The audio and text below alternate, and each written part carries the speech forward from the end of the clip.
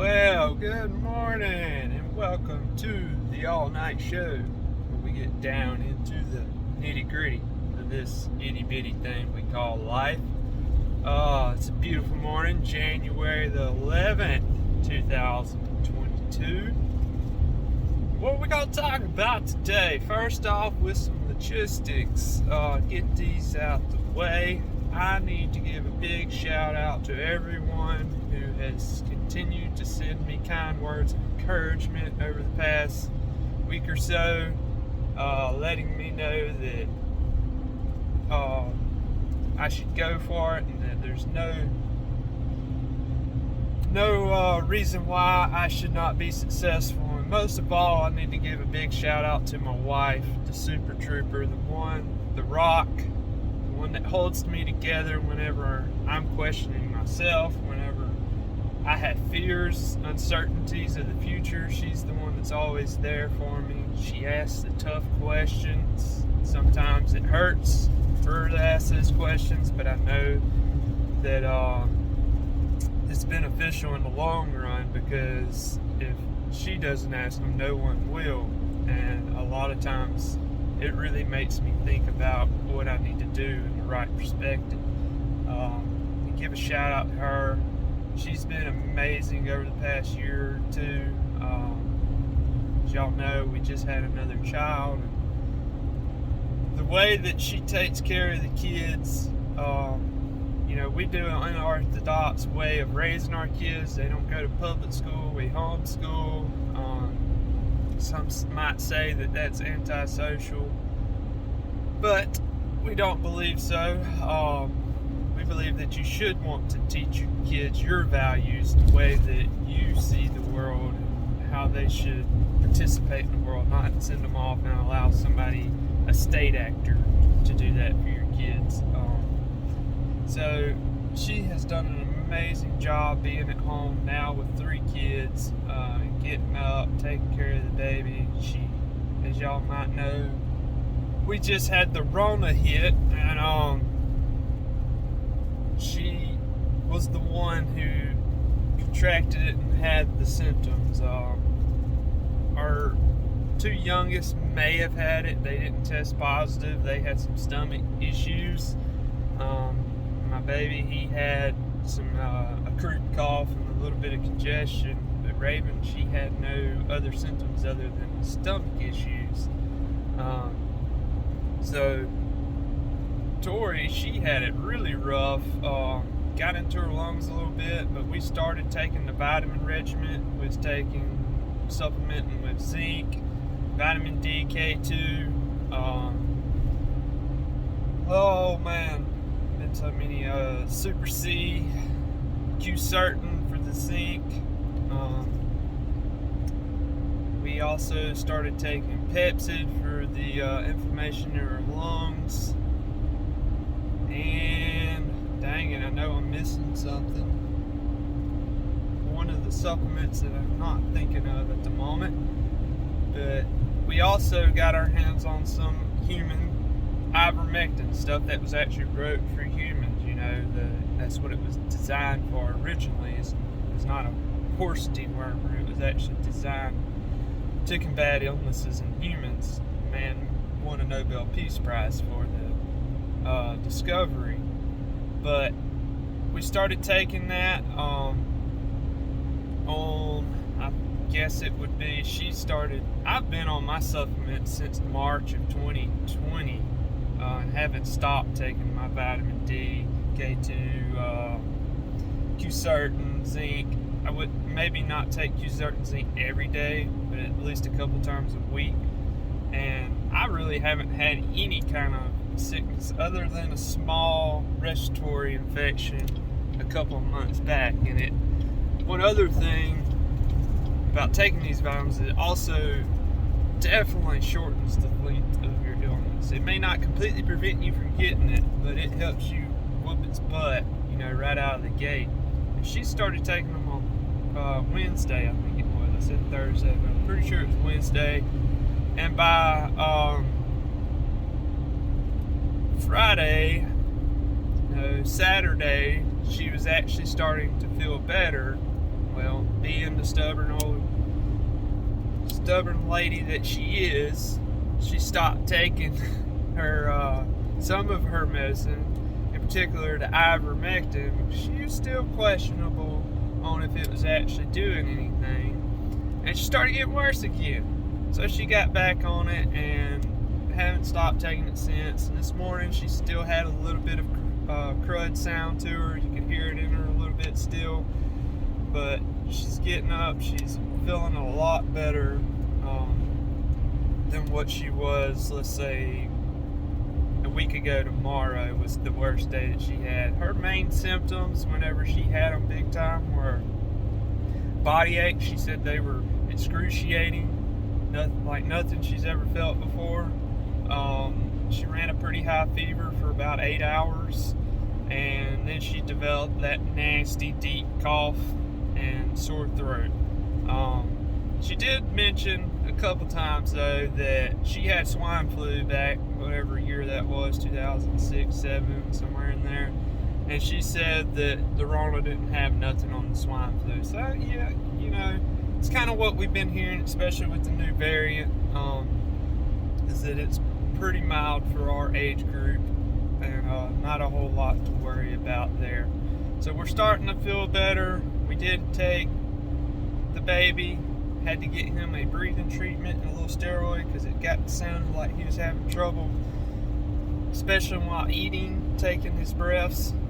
That got a little scary yesterday morning, but this morning he sounded much better, and hopefully, just got the fingers crossed that we'll be done with this sickness and on the healthy living for foreseeable future, because it sure has been stressful saying I decided to quit my job on Monday, and then on Tuesday the Rona decided to strike. Then I worked Tuesday and Wednesday and a little bit on Thursday, but I just didn't feel right being gone from the house that much with her being sick, and then with the kids starting to show signs of being sick. So I didn't work about half a day on Thursday, worked 0 on Friday and none on Monday. So we're back at it this morning though. Headed out to a customer to fix a leak on a loader, but also wanted to, after I gave out my big shout out and tell my beautiful wife that I love her and I thank her for all that she does, I want to talk about a couple of things that I've read over the past couple of days. First off, the national championship in college football last night. Thank Jesus that somebody finally beat Alabama, and thank you Kirby Smart, Georgia's head coach, for giving me a good crack up. I didn't watch the game, but I was watching highlights this morning, and there on that last drive where Georgia intercepted the ball and the player, he was going all the way back with it. You could tell from the time he put his hands on that ball that he was going to the end zone. And you see Kirby Smart on the sidelines running beside him, telling him to get down, because there wasn't a whole lot of time left on the clock, and he was worried that maybe Alabama would get the ball back somehow and come back and beat them. But they ended up pulling it off, and good for them. I know we got a lot of Alabama fans out there, but geez, it gets so old. It gets so old hearing about Alabama Crimson Tide. I mean, if you got to pay your players to play in college football to win for season after season, I mean, it's just really not even that fun anymore. You can say it's all talent and all recruiting, but how many times does it have to come out that people are getting paid to play? And Nick Saban probably makes more than anybody else on a salary base in college football, and he's a good coach, but come on. I mean, this is supposed to be for sportsmanship. It feels good to see somebody else win. I don't mean to sound like a sore loser because I'm a Mississippi State fan, but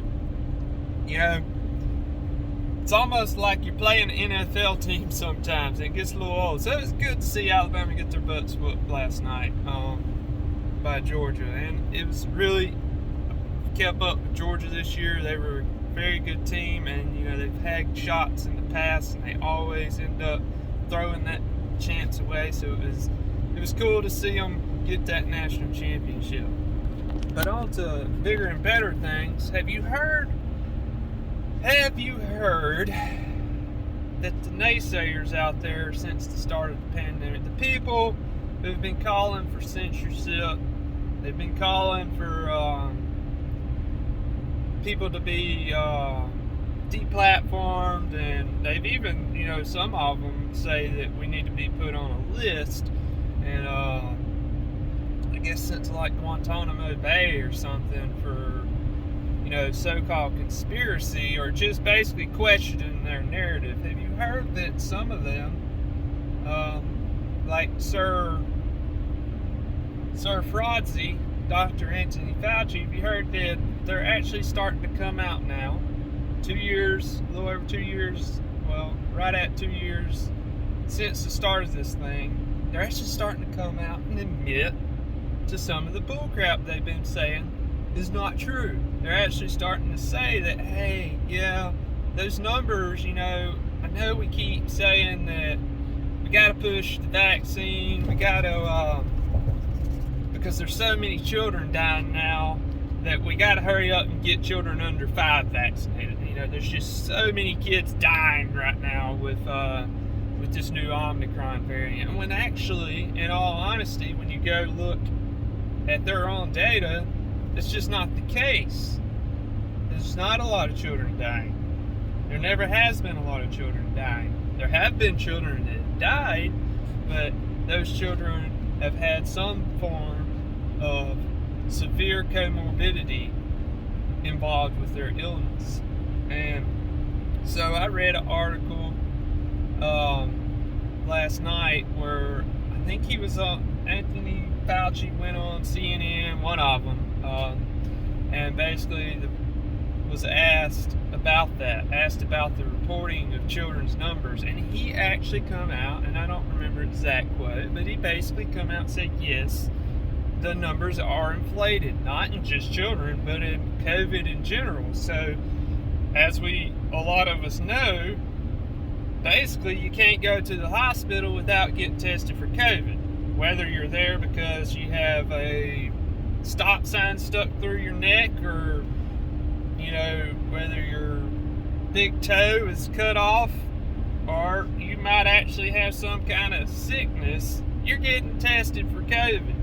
And when you test positive, and we all kind of know that these tests suck, my wife tested, she tested positive, and my 2 kids tested negative. And we live in a single wide trailer, so pretty sure we all were exposed to it, but we all know these tests suck. Well, anybody that goes to the hospital gets tested, and if you show up positive, you're listed as COVID patient. And therefore, if you die, regardless of what you die from, maybe that stop sign through your neck hit your jugular and you bled out on the there in the ambulance on the way to the hospital, they can still test you, and you test positive. Oh, now you're a COVID death. No, see, now that's bullshit. That's fear mongering. That's using false information to incite fear in the population, to push that narrative that the only thing we can do is to vaccinate. And that's insanity. Whenever I just told you what we used, and a year ago you couldn't even get a doctor to tell you that taking some supplements might help you beat the coronavirus. At least now they're actually admitting that, yeah, if you take your zinc or vitamin D, you boost these supplements in your body, that's what your body needs to fight off virus. At least they're doing that, but they still won't admit that we have alternative treatments, antiviral drugs that we've used for, decades now to treat these types of things. They want to allow that discussion to be had still, but they're coming out and admitting to some of their wrongdoings.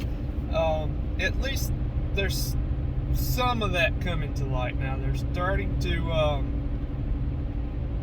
they know that their narrative has been twisted and rerouted so many times that they can't even keep up with it no more. So they're having to actually try to be honest now to regain some trust, because the American people, the people around the world in general, we're tired of it. I've said it many times. It's not like I believe that, and there could be, but I don't believe that there's some big group of people out there and their agenda is to control all of human population and, to kill off a certain amount. I don't believe those big crazy conspiracy theorists, but there's obviously a push to treat this virus only with the vaccine, and the only thing you can come up with whenever you think that is that you got to follow the money.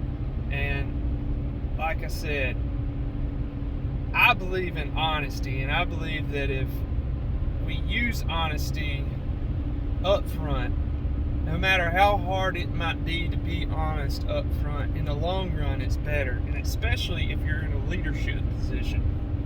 I mean, how can you expect people to want to trust the government when the leaders in the government continuously lie and lie and lie, and then they get to come back 3-4 months after they've been proven to be wrong, and they never even apologize for it? They just basically say, oh, I'm almighty and I said what I said, I don't apologize for it, but you still need to listen to what comes out of my mouth now. And I think you're starting to see that people around the world are sick and tired of that. If you try maybe that honesty up front and say, look, we got this new virus, we don't really know a whole lot about it. Studies show that masks aren't that helpful, because that's what they were saying in the past, that masks aren't that helpful against these types of viruses. Studies show that, but even though the studies show they might not be that helpful, we recommend that maybe you might want to acquire some masks for your family. Maybe we've known that nutrition is a very, very important factor in fighting off these illnesses. Maybe America, the fattest country in the world, maybe you should try to get your health under control and put some proper nutrition into your body, because that's going to help you combat this illness. It would have been a lot simpler to be honest and upfront with your constituents, and than to push this false dichotomy, this false sense of hope on people for so long. And now you see that little nugget of hope, it just is fading away. It's disappearing, because what are the vaccines good for? Yes, they might help you in the case that you're in a high risk group, and if you are vaccinated and it's still in its window of effectiveness, which is starting to dwindle, we thought it might be a year, now it's 6. I mean, how long does it actually do something for you? But if you're in that high risk group and you've been vaccinated, yes, it may actually help you combat severe illness. It may actually help you stay out of the hospital. That's a good thing. But we don't know the consequences of that. And to push that on a healthy population, that a healthy age group, and to continuously basically threaten people that if you don't get the vaccine, you can't be a part of society, that's not America. That's not the country that so many people have fought and died for, to defend the values of this nation. Liberty and freedom of choice are the most important things, especially when it comes to our body, and they are threatening that time and time again with this agenda, but it's falling apart. They come out, the lady from, I guess, the CDC, I can't remember, Walnowski, some crazy name. She's wild, but she actually admitted in an interview the other day as well that yes, the the vaccines do not prevent the spread of COVID. Oh, really? Now, how many times did people get canceled and censored for saying those things, a few months back? And now just, since you have to admit it, it's okay. So that's what we're dealing with. We're dealing with a bunch of people who they're pathological, and they've lied so many times that they can't keep up with it. But that narrative is starting to crumble, and they're having to tell the truth because we are facing some really hard times.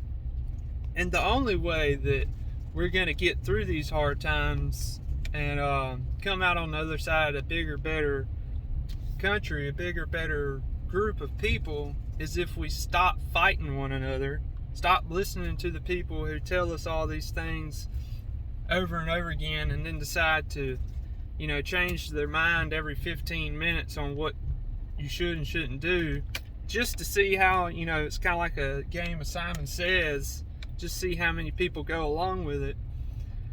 We stop allowing those people to be our system of guidance, and start trusting the people who have our best interest in heart. They, it means a lot more to me to be able to hear a physician that's actually working with patients, or a scientist who's actually studying the virus and how it moves through the population. It means a hell of a lot more to me to listen to what they have to say than to listen to somebody who's a politician and their whole job is to try to get people to go along with what they think's right. A true scientist will tell you that science is a process, and that as new information comes about, we are allowed to evolve our theories, allowed to, during scientific discovery, one of the most important things is having someone question you, to debate you, because it allows you to strengthen your argument if it's a true argument. If you're actually on the right track and someone questions what you're saying, it allows you to strengthen your argument, because you have to explain and prove what you're talking about. And these politicians, the leaders in these federal positions, they don't have to do that. They just get to say what they say, and you're supposed to accept it. And they don't have to sit down and debate with actual boots on the ground people who are, involved in these things and actually working with humans and seeing what works in humans, because we're all a little different. They don't have to actually debate with these and be questioned on what their views are. They just say what they say, and a lot of it has to do with how much money's coming into their pocket, what they're going to say. And I think we're all aware of that now. A lot more of us are aware of that than I would say 3 years ago. I think, if anything, one good thing about the pandemic is that it's shown people that, okay, I may not really truly trust everything the politician says anymore. I may actually need to look this information up for myself to make the right decision for me and my family, and that's a good thing. But that's enough of a rant. I hope that in these trying times that there is a light of hope for y'all out there. I know me taking this big step, going out on my own, has been like a elephant stood up off my shoulders. It's something that I've wanted for a long time, and that's what I want to say at the end here, is that if there's something that you've been wanting to try, whether it's me being an entrepreneur, or whether it's, I don't know, you want to learn how to do salsa dancing or something like that. Whether it's you actually want to start a business or there's a new hobby that you want to get into. I think right now is a very, very important time to go for that. And I want to tell you to go for it, especially if it's entrepreneurial and there's a product or a service that you can offer people, because people are very open at the moment. We are starting to, it's been happening for a while, but it's ramped up during the past 2 years to decentralization of all our products and services. I know a lot of people still like the Wally Worlds and whatnot. I've always hated that place, but we're starting to see those big things fall apart, and for good, and starting to go back to that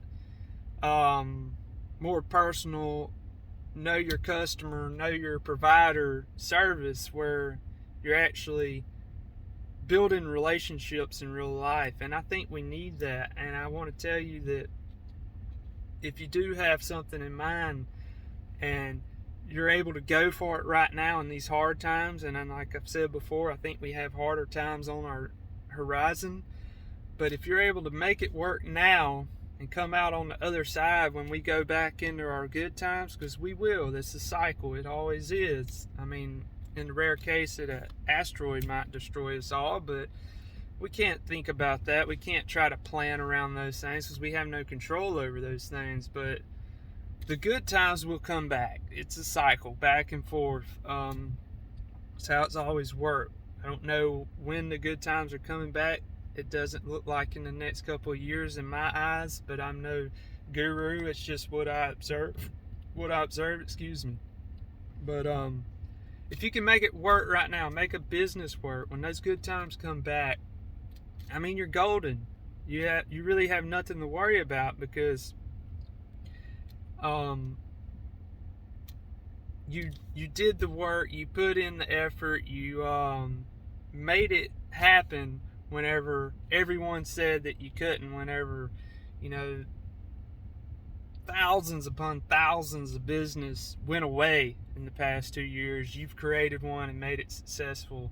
And I want to tell you to go for it. And even if it's not a business, maybe you want to learn a new skill, learn how to play an instrument or something, go for that. Learn those things and try to push your kids to do those things as well.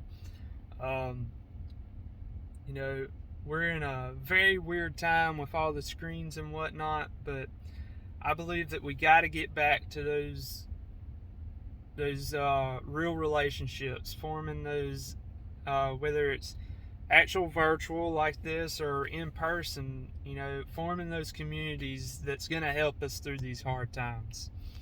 But anyways, I know my content's been spotty, back and forth, but I do plan on keeping them coming. I plan on staying with y'all this time. And I know I've said it in the past, but I'll repeat it. Some of my content is going to be homestead based in the future. Me going out on my own, starting my own business, is my stepping stone into building my homestead, allowing me to have the time and the funds to build that system the way that I want it, so that I can be more self-sustaining. And I'm going to take y'all on that journey with me. So be patient with the homestead content. I promise it's coming.